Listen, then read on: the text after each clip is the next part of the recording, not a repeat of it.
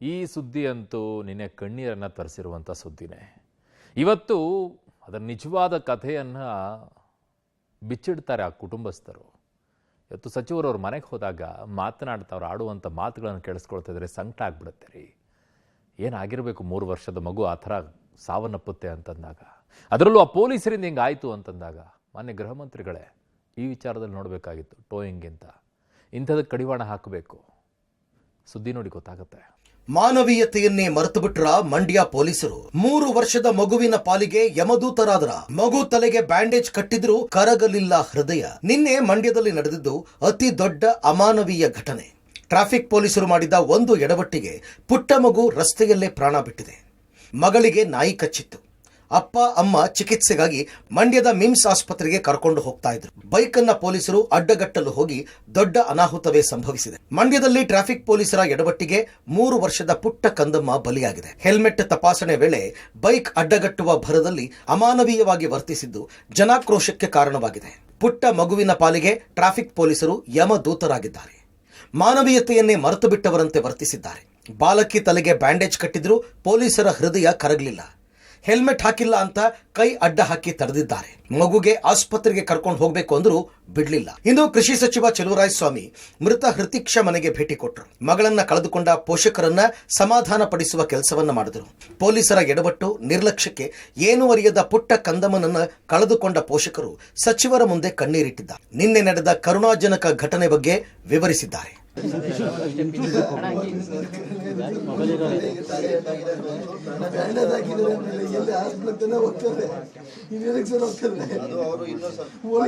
ಹಿಡಿಯುವಂತ ಅಗತ್ಯ ಏನಿದೆ ಸರ್? ಗಾಡಿ ಹಿಡಿಯುವಂತ ಅಗತ್ಯ ಏನಿದೆ? ಬ್ಯಾಂಡೇಜ್ ಆಗಿರ್ತಿದೆ ಸರ್ ಅಲ್ಲಿ.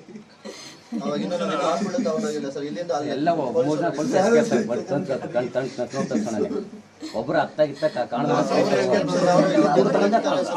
ಪೊಲೀಸರೇ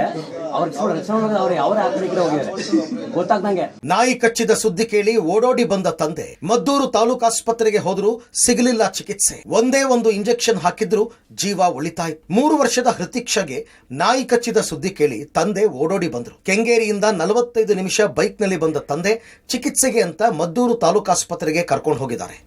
ಆದರೆ ಮದ್ದೂರಿನ ತಾಲೂಕು ಆಸ್ಪತ್ರೆಗೆ ಹೋದರೂ ಮಗುಗೆ ಚಿಕಿತ್ಸೆ ಸಿಗಲಿಲ್ಲ. ಕಂದಮ್ಮಗೆ ಒಂದೇ ಒಂದು ಇಂಜೆಕ್ಷನ್ ಕೊಟ್ಟಿದ್ರು ಪ್ರಾಣ ಉಳಿತಾಯಿತು. ಅಲ್ಲಿಯೇ ಇಂಜೆಕ್ಷನ್ ಹಾಕಿದ್ರೆ ನಾವು ಮಂಡ್ಯಕ್ಕೆ ಹೋಗ್ತಿರ್ಲಿಲ್ಲ ಅಂತ ತಂದೆ ಕಣ್ಣೀರಿಡ್ತಾ ಹೇಳಿದ್ದಾರೆ. ಹೆಚ್ಚಿನ ಚಿಕಿತ್ಸೆಗಾಗಿ ಮಿಮ್ಸ್ಗೆ ಹೋಗಲು ಆಂಬ್ಯುಲೆನ್ಸ್ ಕೊಡಿ ಎಂದರೂ ಕೊಡ್ಲಿಲ್ವಂತೆ. ಆಂಬ್ಯುಲೆನ್ಸ್ ಸಿಕ್ಕಿದ್ರೆ ಬೈಕ್ನಲ್ಲಿ ಹೋಗ್ತಿರ್ಲಿಲ್ಲ. ಯಾವ ತಂದೆ ತಾಯಿಗೂ ಇಂತಹ ಪರಿಸ್ಥಿತಿ ಬರಬಾರದು ಸಾರ್ ಅಂತ ಚಲುವರಾಯಸ್ವಾಮಿ ಬಳಿ ಕಣ್ಣೀರಿಟ್ಟಿದ್ದಾರೆ. ಮುಕ್ಕಾಲವರ ಸರ್, ನಾನು ಬೆಂಗಳೂರು ಸೀತ್ರಿದ್ದೆ ಸರ್, ಕೆಂಗೇರಿಯಿಂದ ಮಂಡ್ಯಕ್ಕೆ ಬಂದಿದ್ದೀನಿ ಸರ್.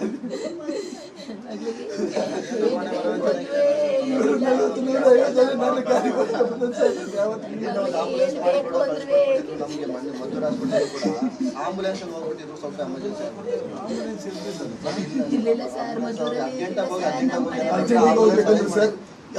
ಏನಂತ ಹೇಳ್ತಾರೆ ಸರ್, ಡಾಕ್ಟರ್ ಏನಂತ ಹೇಳ್ತಾರೆ, ಆಂಬುಲೆನ್ಸ್ ಕಳಿಸಿ ಅಂತ ಹೇಳ್ತಾರೆ ಸರ್. Ambulance ಕಳಿಸಿಲ್ಲ sir. ಏನು ಮಾಡಲ್ಲ ಸರ್, ಹಂಗೆ ಗಾಡಿ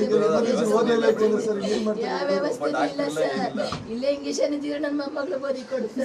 ಮನೆ ಮುಂದೆ ಆಟ ಆಡ್ತಿದ್ದ 3 ವರ್ಷದ ಕಂದಮ್ಮನಿಗೆ ನಾಯಿ ಕಚ್ಚುತ್ತೆ. ಇದಾದ ಬಳಿಕವಾಗಿ ಆಕೆಗೆ ಟ್ರೀಟ್ಮೆಂಟ್ ಕೊಡಿಸೋ ನಿಟ್ಟಿನಲ್ಲಿ ಮದ್ದೂರು ಆಸ್ಪತ್ರೆಗೆ ಕರ್ಕೊಂಡು ಹೋಗ್ತಾರೆ. ಅಲ್ಲಿ ಟ್ರೀಟ್ಮೆಂಟ್ ಒಂದು ಇಂಜೆಕ್ಷನ್ನ ಕೊಟ್ಟ ಬಳಿಕವಾಗಿ ಮಿಮ್ಸ್ಗೆ ಹೋಗಿ ಅಂತ ಅವರನ್ನು ರೆಫರ್ ಮಾಡ್ತಾರೆ. ಇದಾದ ಬಳಿಕವಾಗಿ ಮಿಮ್ಸ್ಗೆ ಬರುವಂಥ ಸಂದರ್ಭದಲ್ಲಿ ಅಮಾನವೀಯ ರೀತಿಯಾಗಿ ವರ್ತಿಸಿದಂತಹ ಮತ್ತು ಬೇಜವಾಬ್ದಾರಿ ರೀತಿಯಾಗಿ ವರ್ತಿಸಿದಂತಹ ಪೊಲೀಸರಿಂದಾಗಿ ಆ 3 ವರ್ಷದ ಕಂದಮ್ಮನ ಜೀವ ಈಗ ಹೋಗಿರುವಂಥದ್ದು.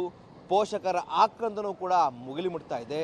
ಸಚಿವ ಚಲುವರಾಯಸ್ವಾಮಿ ಅವರು ಕೂಡ ಏನು ಸಹಾಯಧನವನ್ನು ಕೂಡ ಕೊಡೋದಕ್ಕೆ ಹೋದಂಥ ಸಂದರ್ಭದಲ್ಲಿ ನಮಗೆ ಹಣ ಬೇಡ, ನಮ್ಮ ಮಗಳು ಬೇಕು ಅಂತೇಳಿ ಕೂಡ ಆಕ್ರಂದನವನ್ನು ವ್ಯಕ್ತಪಡಿಸ್ತಾ ಇರುವಂಥದ್ದು.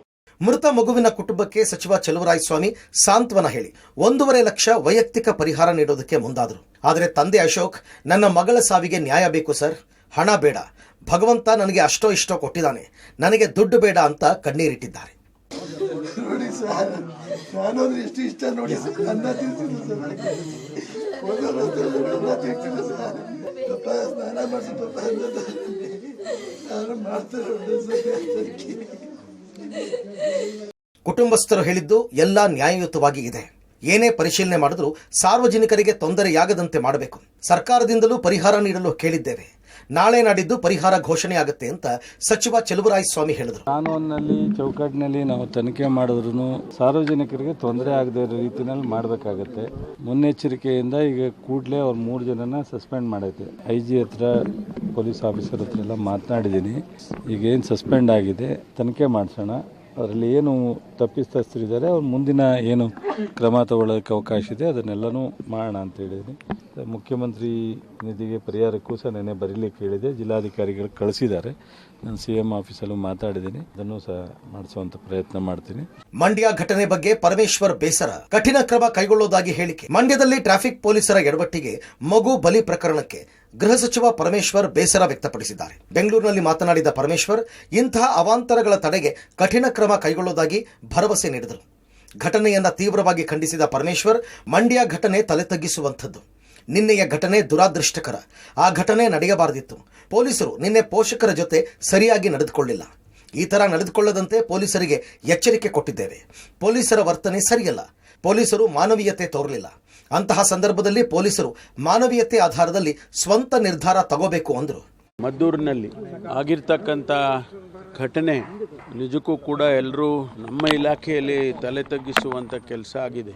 ಸ್ವಲ್ಪ ಆದರೂ ಕೂಡ ಅವರು ಸರಿಯಾದ ಕ್ರಮ ತಗೊಂಡಿದ್ರೆ, ಅಂದರೆ ತಂದೆ ತಾಯಿಗಳಿಗೆ ವೆಹಿಕಲ್ ನಿಲ್ಲಿಸುವಾಗ ಮೋಟ್ರ್ ಬೈಕ್ ನಿಲ್ಲಿಸಿದ್ದು ಸರಿಯಾಗಿ ನಡ್ಕೊಂಡಿದ್ರೆ ಆ ಮಗುನೂ ಸಾಯ್ತಿರಲಿಲ್ಲ ಮತ್ತು ಆ ತಂದೆ ತಾಯಿಗಳಿಗೂ ಕೂಡ ಪೆಟ್ಟುಗಳು ಬೀಳ್ತಾ ಇರಲಿಲ್ಲ.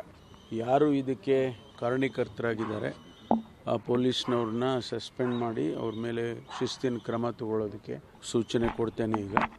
ಮತ್ತು ಮುಂದೆ ಇಂಥ ಘಟನೆಗಳು ಯಾವುದೂ ಕೂಡ ಆಗದಾಗೆ ಇಡೀ ರಾಜ್ಯದಲ್ಲಿ ಪೊಲೀಸ್ ಇಲಾಖೆಗೆ ಎಚ್ಚರಿಕೆಯನ್ನು ಕೂಡ ನಾನು ಕೊಡ್ತೇನೆ. ಒಟ್ಟಿನಲ್ಲಿ ನಿನ್ನೆ ಮಂಡ್ಯ ಪೊಲೀಸರು ತೋರಿದ ವರ್ತನೆ ತೀವ್ರ ಆಕ್ರೋಶಕ್ಕೆ ಕಾರಣವಾಗಿದೆ. ರಾಜ್ಯದ ಜನ ಟ್ರಾಫಿಕ್ ಪೊಲೀಸರ ವಿರುದ್ಧ ಕಿಡಿಕಾರ್ತಾ ಇದ್ದಾರೆ. ಕರ್ತವ್ಯಕ್ಕಿಂತ ಮಾನವೀಯತೆ ದೊಡ್ಡದು. ಒಂದು ಎಡವಟ್ಟಿಗೆ ಕಂದಮ್ಮ ಬಲಿಯಾಗಿದೆ. ಮಗುವಿನ ಸಾವಿನ ಹೊಣೆ ಯಾರು ಅಂತ ಪ್ರಶ್ನೆ ಮಾಡ್ತಾ ಇದ್ದಾರೆ. ಇತ್ತ ಪುಟ್ಟ ಮಗಳನ್ನು ಕಳೆದುಕೊಂಡ ಪೋಷಕರು ಕಣ್ಣೀರು ಹಾಕ್ತಾ ಇದ್ದು ಕರುಳು ಹಿಂಡುವಂತಿದೆ. Rohit, public TV, Mandya.